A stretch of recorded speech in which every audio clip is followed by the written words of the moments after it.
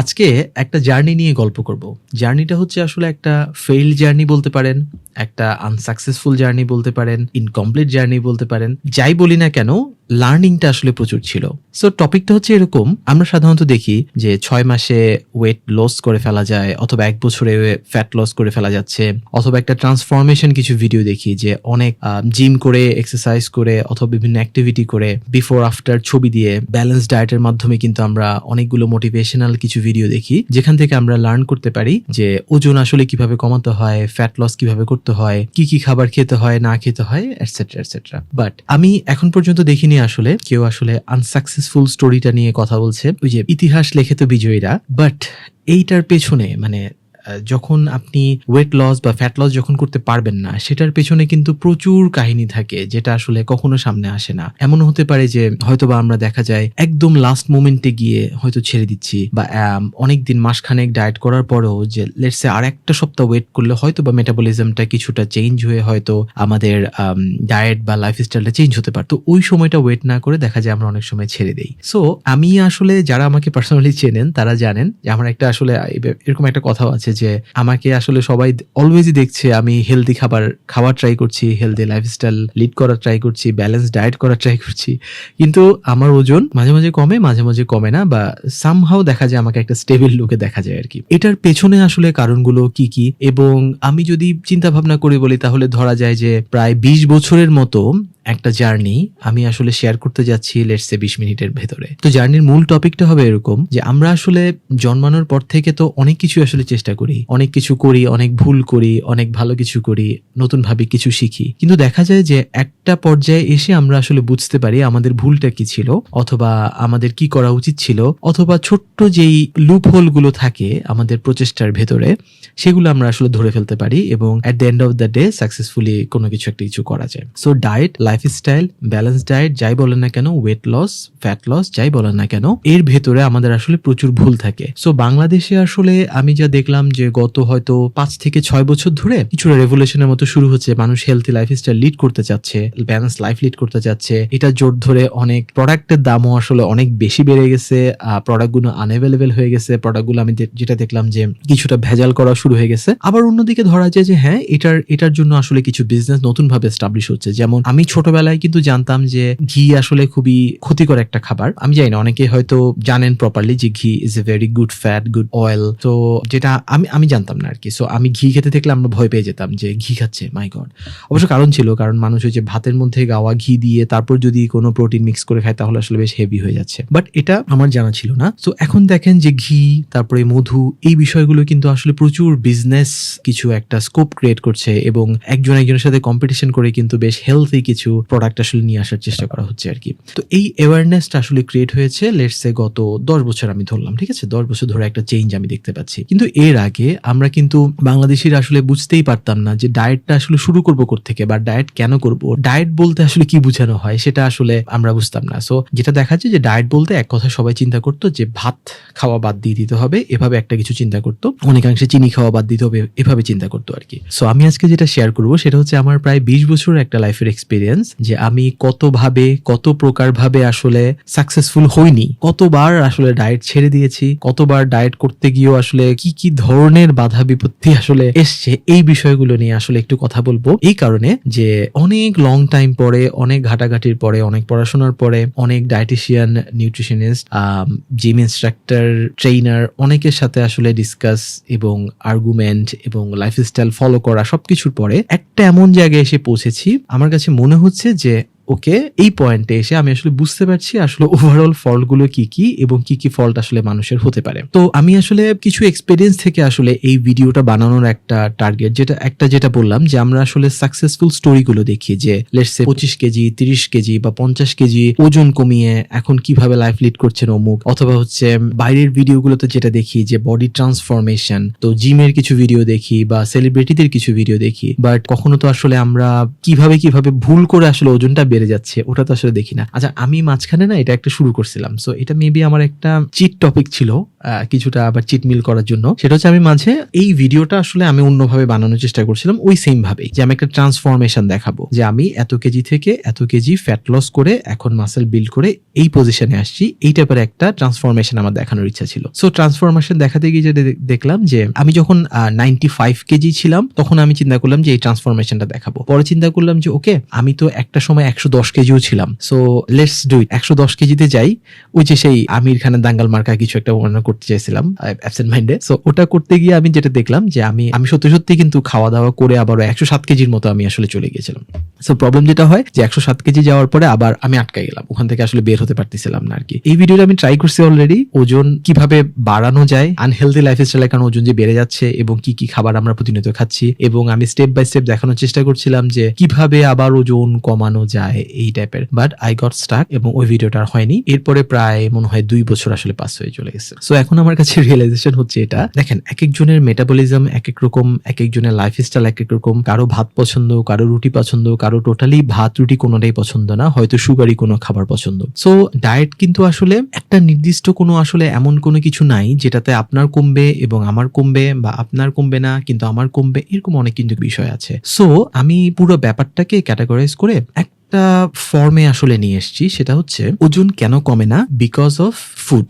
So আমরা food হিসেবে আসলে যেগুলো ইনটেক করছি সেগুলো আসলে ভালো ফুড না। মানে এখন হয়তো মানুষ অনেক অ্যাওয়ারনেস এর ক্রিয়েটের মাধ্যমে কিছু রিয়েল ফুড গুলো মানুষ চিনতে পারছে, বাট একটা সময় আসলে মানুষ ফুড চিনতে পারতো না। যেমন খুব আয়োজন করেই তো আমরা আসলে সকালবেলায় পরোটা, নান, রুটি, হোটেলের খাবার দাবার খেতাম। এটাও ইন এ সেন্স ওকে যে এটা তো আসলে বেক করছে চোখের সামনে, কিন্তু কিছু খাবার প্রসেস ফুড গুলো যে বিস্কুট, চানাচুর, ইভেন মুড়িও কিন্তু আসলে অতটা হেলদি না, কারণ আপনি তো র ওই মুড়িগুলো পাচ্ছেন না। এখন হয়তো পাওয়া যায় কিছুটা আর কি। এই টাইপের প্রচুর প্রসেস ফুড এবং চকলেট, সুগারি যে কোনো drinks, soft drink, juice, ice cream, এগুলো তো আসলে আছে। এগুলো কোনোটাই কিন্তু আসলে রিয়েল ফুড না। সো আমার কাছে মনে হয়েছে যে আমার ওজন বাড়ার পেছনে এবং মেটাবলিজম স্লো হয়ে যাওয়ার পেছনে এই সুগারি ফুড, ফেক ফুড গুলো আসলে বেশি দায়ী। কারণ একটা সময় কিন্তু এমন হয়েছে যে বিকালের নাস্তা হিসাবে আসলে চানাচুর, ঝালমুড়ি, বিস্কুট, চা, দুধ চা, এগুলো আসলে খুবই কমন কিছু আসলে খাবার। আমরা জানতামই না যে এই খাবারগুলো যে আসলে ওজন বাড়া তো অনেক পরের কথা আসছে, বাট ইন্টারনালি মানুষের আসলে অনেক ক্ষতি করে ফেলছে, যেটা আসলে লেটস সে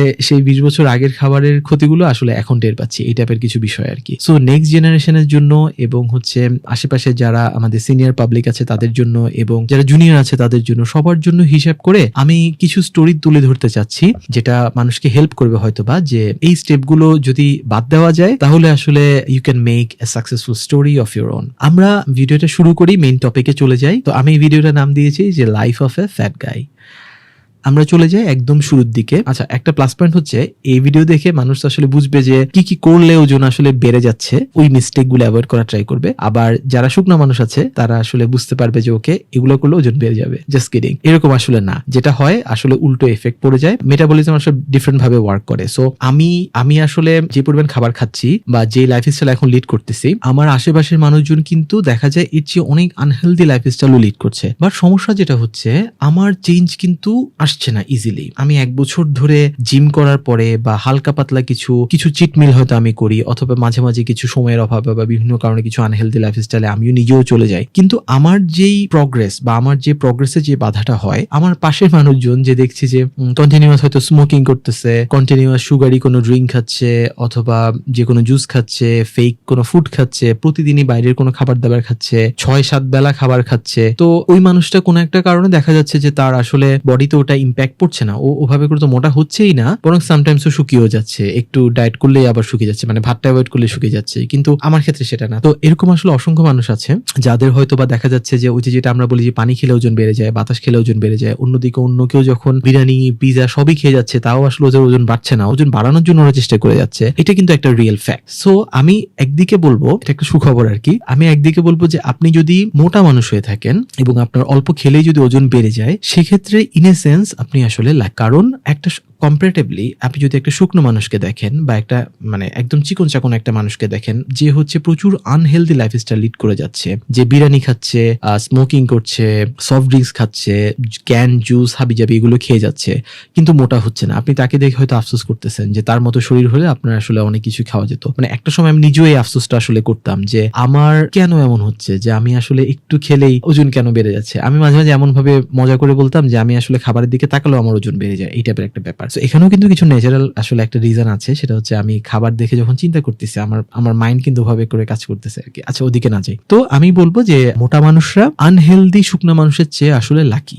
কেন? কারণ মোটা মানুষরা বুঝতে পারতেছে যে তাদের বডিতে চেঞ্জ আসছে, লেটস সে ওজন যখন বেড়ে যায়, ব্রিদিং প্যাটার্ন যখন চেঞ্জ হয়ে যায়, তখন কিন্তু সে বুঝতে পারে ওকে সামথিং ইজ রং। যখন মোটা মানুষদের শরীরে যখন কোলেস্টেরল বেড়ে যায় অথবা ব্লাডে সুগার বেড়ে যায়, কিছুটা মাথা ঝিমঝিম ভাব হয়, অনেক ধরনের রিয়েকশন কিন্তু আসলে হয়। In a sense they are lucky, তারা কিন্তু একটা চেষ্টার মধ্যে থাকে, অ্যাটলিস্ট সাকসেসফুল না হলে একটা চেষ্টার মধ্যে থাকে যে ওকে আমাকে ওজন কমাতে হবে, আমাকে এই খারাপ খাবারগুলো অফ করতে হবে, অথবা আমাকে এক্সারসাইজ শুরু করতে হবে। অন দ্য আদার হ্যান্ড যারা শুকনো মানুষ আছে তারা কিন্তু আসলে দেখা যাচ্ছে প্রবলেম হচ্ছে না দেখে স্মোকিং কন্টিনিউ করে যাচ্ছে, অথবা প্রবলেম হচ্ছে না যেহেতু তেল চর্বি খাবার খেয়ে যাচ্ছে, হয়তো গ্যাস্ট্রিকের ওষুধ খেয়ে বাজে খাবারগুলো খেয়ে যাচ্ছে। তো ভেতরে আসলে কি হয়ে যাচ্ছে গড নোজ। জন্ম মৃত্যু তো আসলে এভাবে করে বলা যাচ্ছে না, বাট ইন জেনারেল সেন্স আমি যেটা বলতে চাচ্ছি এটা আসলে একদম ট্রু এক্সপিরিয়েন্স থেকে আসলে এই জিনিসটা শেয়ার করা, যে আমি অনেকবার এইভাবে দেখছি যে যারা একটু হেলথ কনসার্ন তারা অ্যাটলিস্ট কিছু না কিছু ইনিশিয়েটিভ নিচ্ছে যেটা আসলে তাদেরকে হেল্প করতেছে। সো এনিওয়েজ আমরা শুরু করি। একদম যদি আমি শুরুতে চলে যাই, আমি আসলে আমার কিছু পার্সোনাল লাইফ হিস্ট্রি শেয়ার করব, হোপ আপনাদের বোর লাগবে না। জন্মের শুরু থেকেই মানে একদম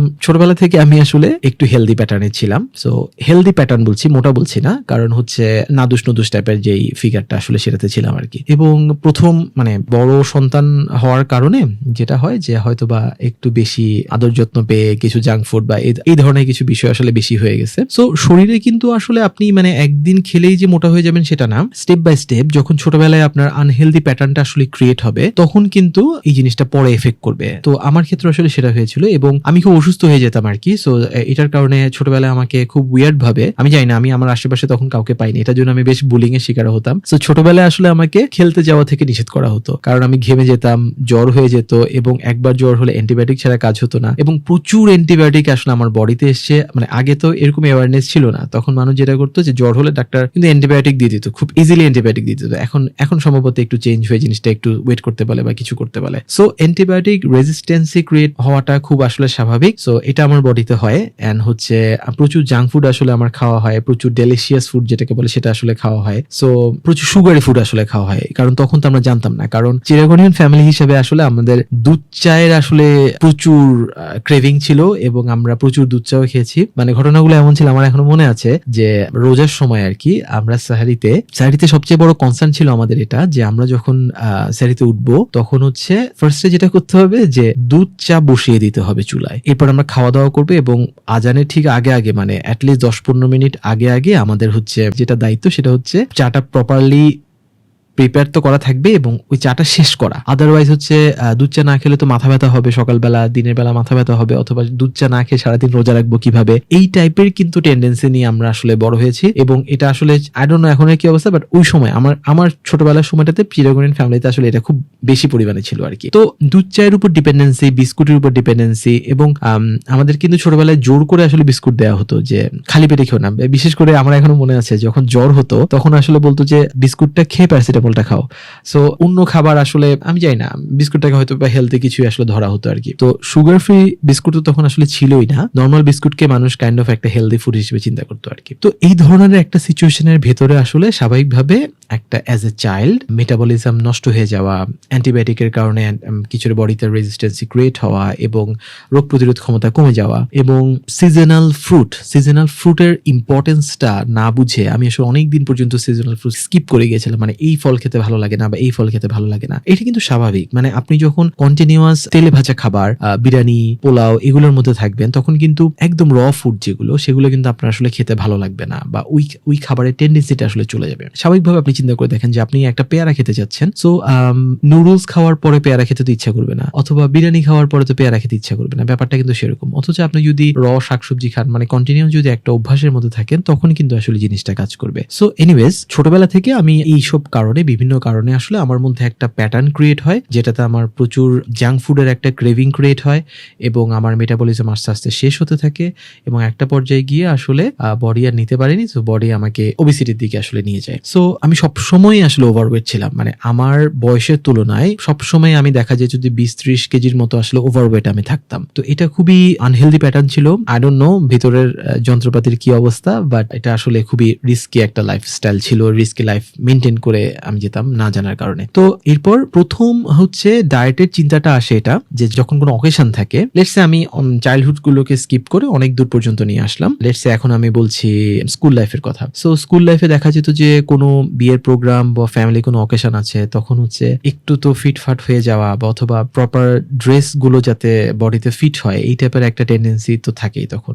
না হলে তো মানে মোটাদেরকে কিন্তু সবাই সবসময় টিজ করে। সো এই টিজের ভয়ে হলেও তখন যেটা করতাম, তখন ফার্স্ট টাইম ডায়েটের কথাটা মাথায় আসে, বাট ডায়েটের কিছুই তো তখন বুঝতাম না। ডায়েট মানে কি এটাই বুঝতাম না। ডায়েট মানে মনে করতাম যে হয়তো না খেয়ে থাকা, ডায়েট মনে করতাম যে ভাত অ্যাভয়েড করে ফেলা টোটালি, এই টাইপের কিছু জানতাম। মানে বিস্কুট চানাচুরের উপরে কিন্তু বিষয়টা কাজ করতো না। তো ভাতের উপরে সবসময় একটা প্রেশার থাকতো যে ভাত কমালেই আসলে মানুষ শুকায় যাবে অথবা না খেয়ে থাকলে মানুষ শুকায় যাবে, which is true in a sense, সেটা আমরা পরে আসছি। তো যেটা ঘটতো, ড্রেস ফিট যাতে হয় সেজন্য প্রথম আমি ডায়েট করা শুরু করি। তো ডায়েট করা শুরু করার ফলে যেটা হলো যে কোন একটা কারণে আমি একটু ইন্টেন্স ডায়েট করতে পারতাম ছোটবেলা থেকে আর কি, এবং বডিতে তো আসলে প্রচুর ফ্যাট জমেছিল, তো সেই কারণে মনে বডি সাপোর্টও করতো যে না খেয়ে উপাস থাকা অবস্থায় বডিকে যাতে আমি মেনটেন করতে পারি, এই টাইপের কিছু ফুয়েল হয়তো কাজ করতো। এভাবে শুরু হয়। তো স্কুল লাইফে দেখা যেত যে প্রায় সময় অকেশন গুলো যখন থাকতো তখন 3-4 দিন আগে থেকে আমি হয়তো একটা টানা ডায়েট করে কোমরের মাপ দেখা যেত 1 ইঞ্চি 2 ইঞ্চি চট করে আমি কমিয়ে ফেলছি। মানে ওটা আসলে যেটা হয় যে শরীরে পানি জমে থাকে, তো পানিটা আসলে চট করে ঝরে যায় আর কি। এরপর যেটা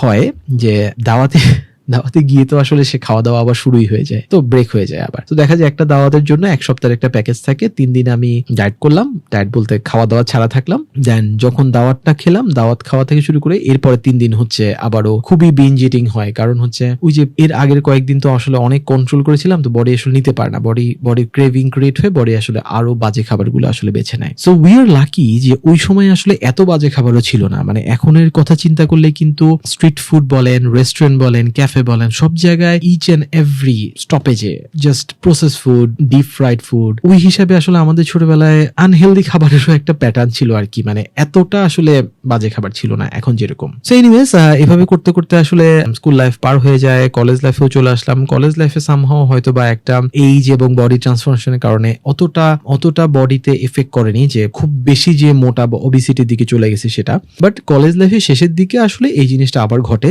তখন বডি আবারও নিতে পারে না, তো তখন আসলে প্রচুর রাত জাগা হতো আর কি। তো যত বড় হচ্ছে তত তো আসলে ভুল প্যাটার্নের দিকে মানুষ এগিয়ে যাচ্ছে, তো তখন প্রচুর রাত জেগে হয়তো বা বিভিন্ন কাজ করা হতো, পড়াশোনার বিষয় আছে। সো কলেজ লাইফের দিকে রাত জাগা এবং আনহেলদি ফুড প্যাটার্ন এবং আনহেলদি লাইফস্টাইল, এগুলোর কারণে ওবেসিটির দিকে আমি আসলে চলে যাই। তো ভার্সিটি লাইফটাতে আসলে বেশ ভালো একটা ওবেজ বডিতে আমি এসে পৌঁছাই, এবং তখন আমি অলমোস্ট দেখা যায় যে প্রায় মনে হয় 40 কেজির মতো আমি আসলে ওভারওয়েট। সো ভার্সিটি লাইফে আসলে পার হয়ে যায় ওভাবে করে, মাঝে মধ্যে ট্রাই করি ওজন কমানোর, ওজন কমে না, একে ওকে জিজ্ঞেস করি, এটা ওটা নিজে নিজে ট্রাই করি, সিদ্ধ ডিম খাই, সিদ্ধ ডিম খাওয়ার পরে এত পেইন লাগে যে আবার এরপর হচ্ছে অন্য কিছু খেয়ে ফেলি, সাথে চা বিস্কুট আছে, মানে সবকিছু। মানে দেখেন সকালবেলার রুটি পরোটা বা খিচুড়ি, মিড মর্নিং এর সিঙ্গারা সামুচা বা তেলের কোনো খাবার, দেন হচ্ছে দুপুরের আবার ভাত, মাছ, মাংস, ডাল, এরপর হচ্ছে বিকেল বেলার দিকে আলহেলদি কোনো স্ন্যাক্স অথবা চানাচুর, ঝালমুড়ি, হাবিজাবি, দেন রাতের বেলা আবার খাবার, দেন হচ্ছে আবার দেরি করে ঘুমানো জমা। এই যে একটা লাইফ সাইকেল, এর মধ্যে গিয়ে যেটা হয় লাইফ আসলে খুবই আনহেলদি হয়ে যায় এবং ওবেসিটির দিকে আমি চলে যাই। সো এরপর আমি যখন ভার্সিটি লাইফের থেকে যখন চাকরিতে যখন শিফট করি, ওই সময় কিছু দৌড়াদৌড়ি হয় এবং বিভিন্ন জায়গায় যেতে হয়, নিজের কাছে একটু এম্বারেসিং মনে হয় যে ওকে লেটস ডু সামথিং, কিছুর ওজন আসলে কমানো দরকার। তো ওই সময় আসলে কিছু লাইফস্টাইল আমি শুরু করি নিজের থেকে।